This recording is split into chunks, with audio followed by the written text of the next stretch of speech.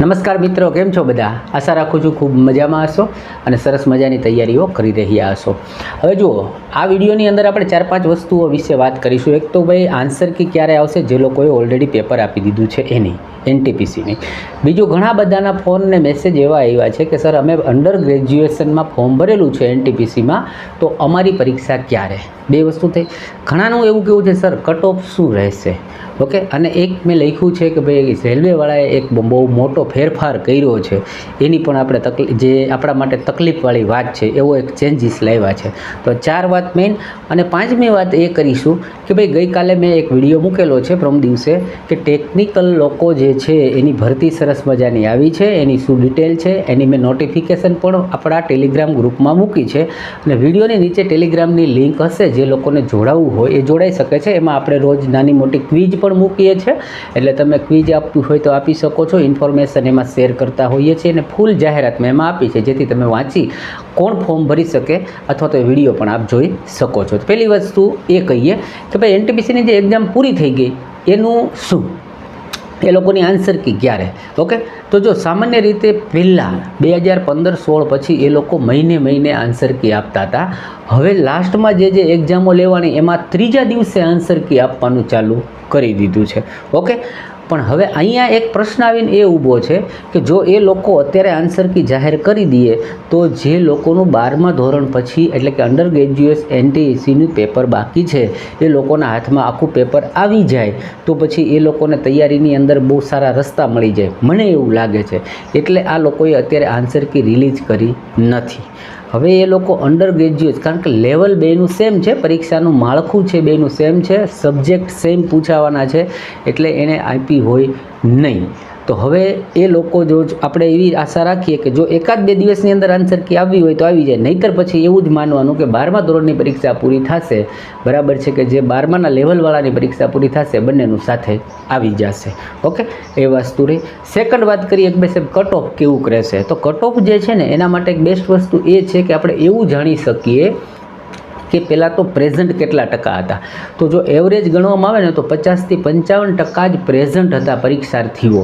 એટલી એવરેજ જુઓ તો એબસન્ટ રેશિયો 45થી 50%નો એવરેજ રેશિયો એબસન્ટનો જોવા મળેલો, એટલે એ વાત પણ આપણને ખબર પડી ગઈ.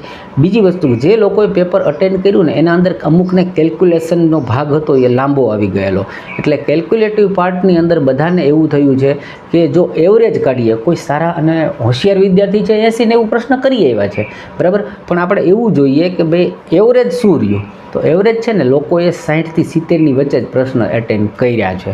ઓકે, અને એમાં પાછું હજી આપણે એમ જોઈએ કે ભાઈ એનું નેગેટિવ માર્કિંગ કેટલું થશે, કેટલા ખોટા થશે, એટલે આપણે જોઈએ ને તો એવું માની શકીએ કે 50થી 60ની વચ્ચે લોકો જે છે એ લોકોને મેરિટમાં આવવાનો ચાન્સીસ વધારે છે, બરાબર છે. 60 ઉપર આવે છે એનો તો ચાન્સ રહેશે જ, બરાબર છે, કારણ કે આ પ્રિલી એક્ઝામ છે. આ એક્ઝામમાં મેળવેલું ટકાવારી કે મેરિટ તમારા ફાઇનલમાં ગણાશે નહીં. આ તમારું પ્રિલિમ એક્ઝામ છે, પાસ થાવ તો તમે સેકન્ડની અંદર ક્વોલિફાય થઈને જઈ શકો છો. એટલે વાત એ થઈ ગઈ, કટ ઓફની વાત થઈ ગઈ. ઓકે, હવે વાત રહી કે અંડર ગ્રેજ્યુએશન જે છે એ લોકોની પરીક્ષા ક્યારે આવવી જોઈએ. તો મને એવી આશા છે કે આવતા વીકની અંદર જ, બરાબર છે, SSCની પરીક્ષા ચાલુ થાય છે. SSCની એક્ઝામ પૂરી થશે લગભગ 10-12 દિનની અંદર, એટલે જુલાઈના એન્ડ સુધીમાં તમારી એક્ઝામ ચાલુ થવાના ચાન્સીસ વધારે છે. એટલે જે લોકોને NTPCની એક્ઝામ બાકી છે, 12મા ધોરણ ઉપર ફોર્મ ભર્યું છે, એ લોકો પોતાની તૈયારી છોડે નહીં. હવે એને શું તૈયારી કરવી જોઈએ, તો એના માટે મેં આ લોકોના જેટલા વિડીયો સોલ્યુશન મૂક્યા છે, એનાલિસિસ મૂક્યા છે, એને અચૂકથી જોવા.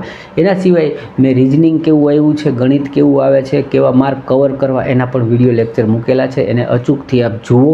અને તમને એવું લાગે કે વિડીયો નથી મળતા તો મારી ટેલિગ્રામમાં જોડાઈ જાઓ, એમાં ડેઈલી લિંક મૂકેલી જ હોય છે કે આજે આ વિડીયો મૂકો, આજે આ વિડીયો મૂકો, એટલે તમને કેવી રીતના તૈયારી કરવી એનો એક સરસ મજાનો આઈડિયા મળી રહેશે. ઓકે, હવે વાત એ કરીએ કે જે ફેરફાર કર્યો અને એ ખૂબ જ ગંભીર ફેરફાર છે કે જેનાથી આપણને તકલીફ થાય એવું મેં લખ્યું છે ટાઇટલમાં.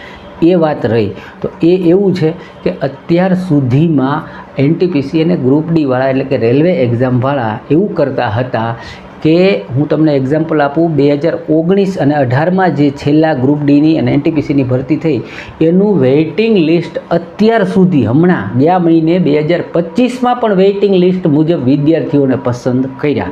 એટલે એનો મતલબ કેવો થયો કે હું કદાચ 2019માં પાસ થયો પણ હું મેરિટમાં આવેલો, પરંતુ મેરિટમાં 10 છોકરા પછીનો મારો નંબર હતો તો એ 10ને લઈ લીધા હતા, બરાબર છે. હવે એ 10એ નોકરી છોડી દીધી. ઓકે, એ 10 વ્યક્તિએ નોકરી છોડી અથવા તો એ બીજે જોબમાં લાગી ગયા તો મને 5 વર્ષે પણ નોકરીનો ચાન્સ મળ્યો, કારણ કે હું ત્યારે ક્વોલિફાય થયો હતો. મારું મેરિટની અંદર નામ નહોતું પણ મેરિટ પછી હું વેઇટિંગમાં હતો, બરાબર છે. તો એનો ફાયદો મને મળે. હવેથી આ લોકોએ એવું જાહેર કર્યું કે અમે વેઇટિંગ બહાર પાડશું નહીં, અને એક પેનલ પાડતા હતા. પેનલ એવી હતી કે આને પેનલ કહે છે એ લોકો કે ભાઈ ચલો અત્યારે 100 જણાને જોબમાં લીધા છે અને 100 વેકન્સી છે. હવે એવા 100માંથી 10 જોબ છોડે છે, હાજર નથી થતા કે પોતે ડોક્યુમેન્ટ વેરીફાઈ કર્યા પછી કોઈ બી કારણોસર જોબ લેતા નથી. જોબ લઈને મહિના પછી જોબ છોડી દે છે કે આ મારે કરવી નથી, મને બીજે મળે છે જોબ. તો એના બદલે બીજા 10નો વારો આવતો હતો. તો આ લોકોએ હવે એ વસ્તુ સદંતર બંધ કરી દીધી. એટલે હવે વેઇટિંગ નહીં મળે. બીજો ફેરફાર એ કર્યો કે હવે જેટલી જગ્યા છે ને એટલા જ ઉમેદવારને એ લોકો પાસ કરી અને ડોક્યુમેન્ટ વેરિફિકેશનને મેડિકલમાં બોલાવશે. મતલબ 100 જગ્યા છે તો મેરિટ 100નું જ બનશે, અને 100 લોકોને જ મેડિકલમાં બોલાવશે અને 100 લોકોને ડોક્યુમેન્ટમાં બોલાવશે. હવે તમે વિચારો, એ 100માંથી 10 જણાના ડોક્યુમેન્ટમાં પ્રોબ્લેમ આવ્યો કે મેડિકલમાં અનફિટ થયા તો એ 10 સીટ જે છે ને એ કાયદેસર ખાલી રહેશે, અને એ 10 સીટ આવતા વર્ષે ભરશે. તો આ 10નો જે પેનલનો અને વેઇટિંગનો ચાન્સ હતો, તમે વિચારો 2019ની ભરતીમાં એ લોકોએ 21 વખત વેઇટિંગ બહાર પાડ્યું. તો 21 વખત એવા લોકો જે હશે કે જે જોબ વગરના હોય એનો ચાન્સ લાગ્યો અને રેલવેમાં જોબે લાગી ગયા. તો આ વસ્તુ એણે વેઇટિંગને પેનલ બંધ કરી, તો એ હવે તમને ચાન્સ મળશે નહીં. એટલે એક દુઃખદ સમાચાર તમારા માટે એ છે. એ લોકો 1:1 જ બોલાવશે ને એને જ પસંદ કરશે. સાથે સાથે એક નાનકડા એણે સારા સમાચાર પણ આપ્યા કે હવે અમે આ ભરતીઓ છે એ વાર્ષિક લેવલે પૂરી કરશું. 2025માં જાહેરાત આવી તો 2025માં કમ્પ્લીટલી પ્રોસેસ પૂરી થઈ જશે અને જોબ પણ આપી દેવામાં આવશે. એટલે એનો સારો ફાયદો એ થશે કે હવે તમને દર વર્ષે જોબ મળશે, દર વર્ષે વેકન્સી આવશે અને દર વર્ષે તમને ચાન્સ મળશે કે માનો કે આ વર્ષે તમે 1 માર્કથી રહી ગયા તો તમે નેક્સ્ટ વર્ષે પાછી તૈયારી કરી શકો છો. પણ જે મેં ઓલી વાત કરી પેનલની, એમાં તકલીફ એ થશે કે હું કદાચ અત્યારે એક્ઝામ આપું, મારું લાસ્ટ યર છે, બરાબર છે, કે મારી એજ પૂરી થવા જઈ રહી છે અને હું 1 માર્કે રહી ગયો, તો માનો કે કોઈ વ્યક્તિએ જોબ ન લીધી કે વર્ષ પછી પણ એ જોબ છોડી દે તો મને ચાન્સ મળતો હતો, કારણ કે ત્યારે મારી ઉંમર જે છે એ પૂરી થયેલી નથી. પણ વર્ષ પછી ભરતી બહાર પડે તો મારી ઉંમર એમાં પૂરી થઈ જાય તો હું એને ચાન્સ લઈ શકતો નથી કે હું એક્ઝામ પર દઈ શકતો નથી.